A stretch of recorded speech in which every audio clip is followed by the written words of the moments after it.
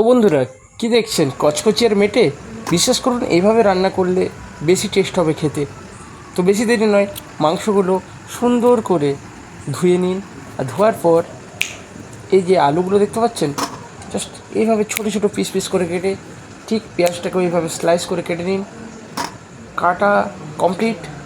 তো বেশি দেরি নয়, এরপর সুন্দর করে গ্যাসটা এইভাবে জেলে চারিদিকে মশলাপাতি সব রেডি করে হাঁড়ির মধ্যে চাল আলু সমস্ত কিছু যা যা খেতে চান সব দিয়ে দিলেন। গ্যাসটা জ্বালা হয়ে গেল। গ্যাস জ্বালার পর জাস্ট কিছুক্ষণের মধ্যেই আমার ভাত রেডি। তো বেশি দেরি নয়, চটপট করে ভাতটা বেড়ে নিন আর আপনিও চলে আসুন, দুজন মিলে একসাথে খাবো।